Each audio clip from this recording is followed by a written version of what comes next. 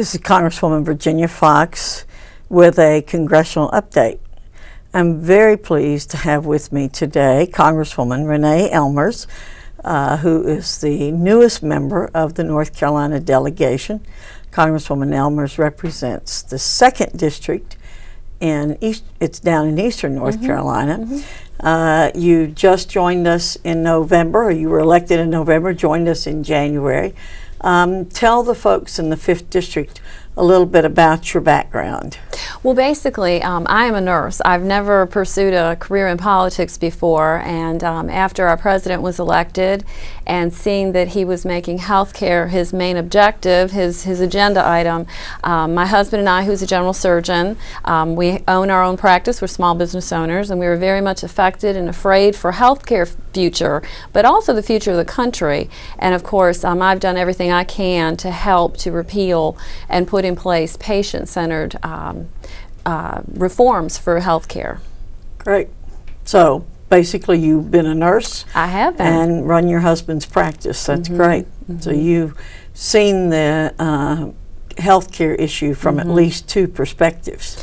Absolutely. And you know, we've known for a long time that there are reforms that need to be put in place. And now, if there's a silver lining to Obamacare, I say that it's that we have the ear of the American people. People understand how important it is. They understand how we need to put those reforms in place. And now I really feel we can do it.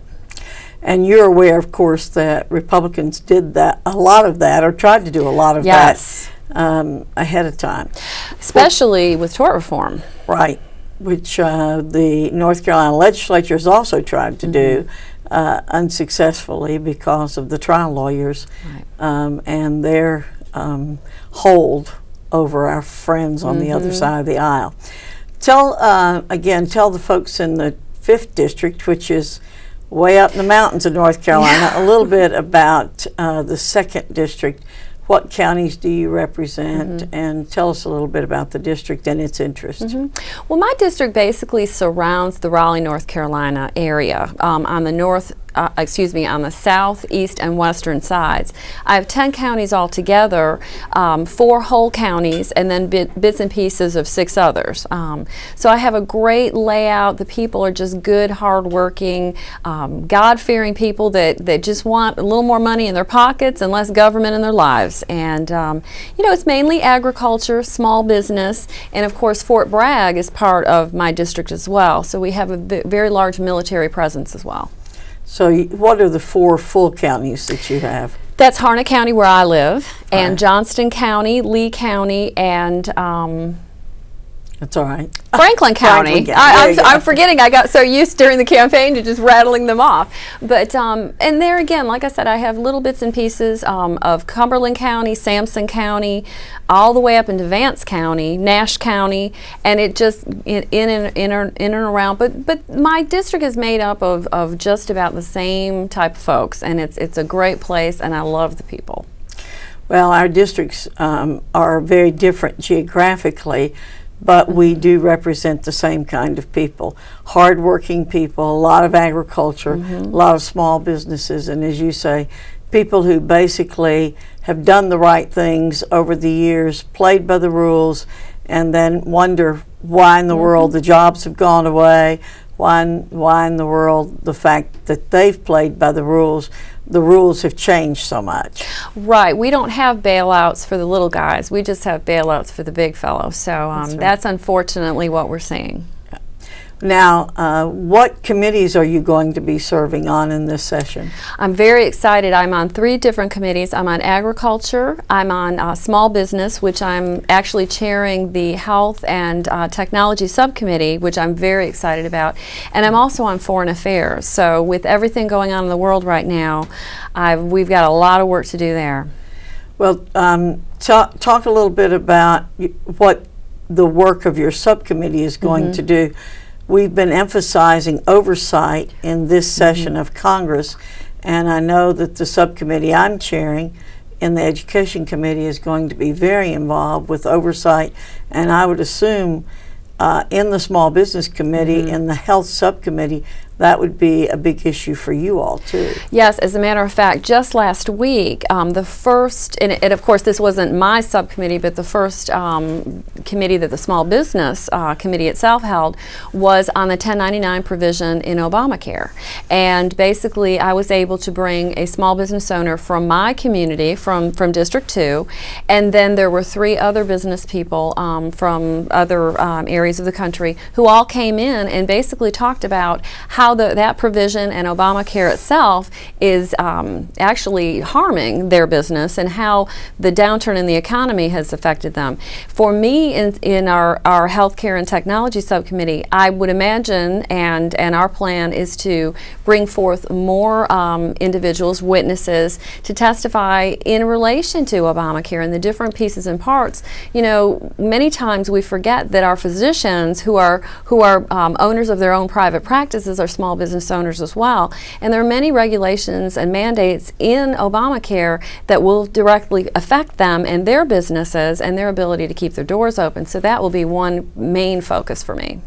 Why don't you explain what a 1099 is? Yes. There are some people who probably don't know what that is, and why all of a sudden our friends across the aisle have decided that's a bad provision in Obamacare, and they want to see it repealed. Even the president admitted that it needed to be repealed, and yet when they were dealing with the bill, everything was perfect about it, and nothing could be touched. Yeah. Well, it was a way that they felt they could generate about $22 billion to help pay for Obamacare. Basically what it is, when we say 1099 provision, for every $600 amount, and it can be an accumulated amount over a year's period of time, that a business accrues with a different vendor or purchase of products for the business. Pays to that vendor. Pays to that vendor. There's a 1099 form that will have to be generated. And basically what that does is it increases the cost of doing business, because now you're forced to keep track of all of these things. There's, you know, many of the different requirements that the IRS calls for in it really causes you to have to pay more just to do business. So it's basically been found on both sides of the aisle to be a provision that will be wasteful. Obviously the American people have spoken on this one, and the left has heard as well.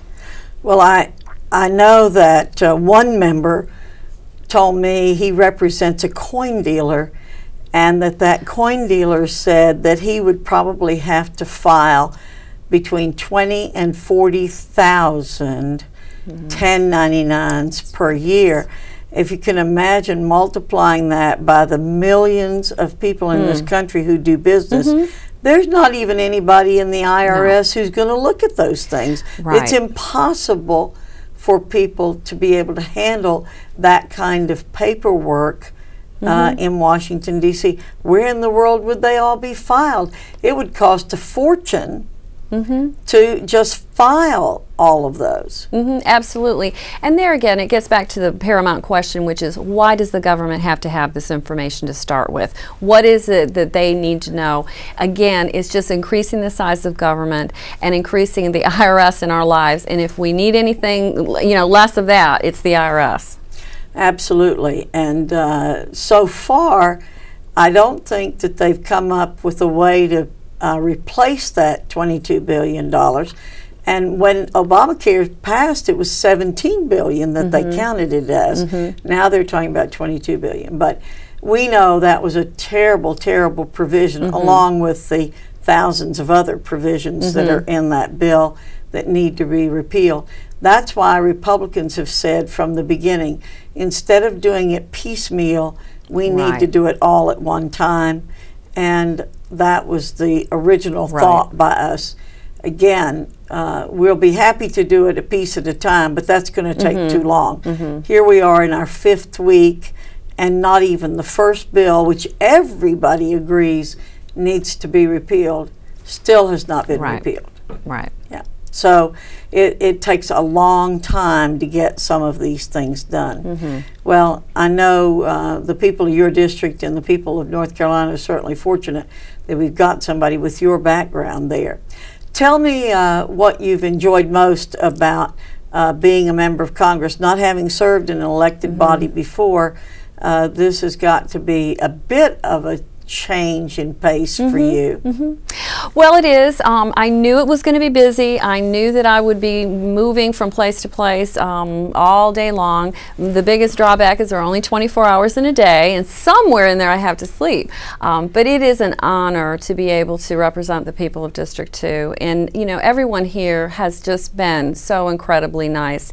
That's one of the things that I shouldn't say I've been surprised at.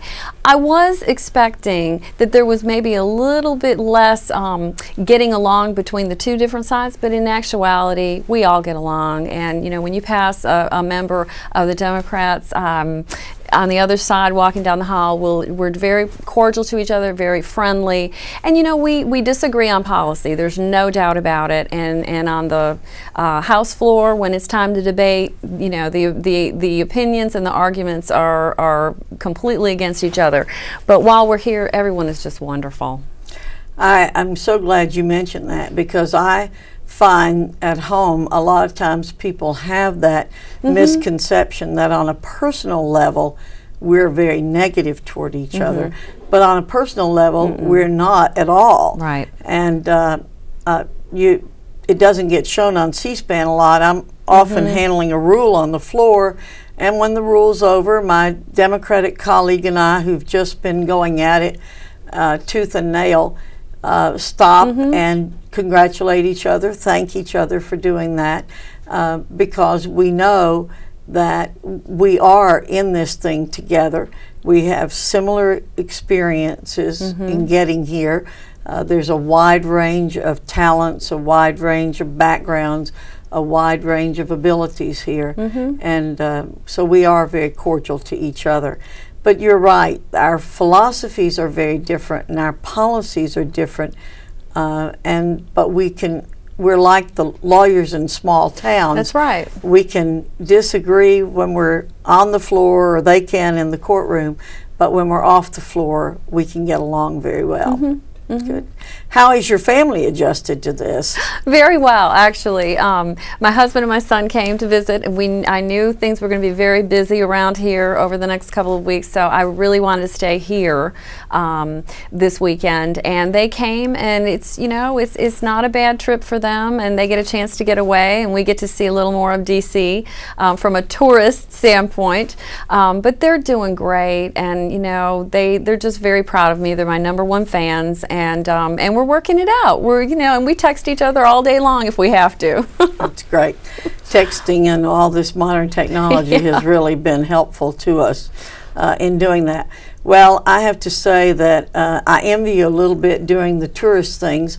I've been here 6 years, and I have not had a chance to do hardly anything in terms of seeing the sights in D.C.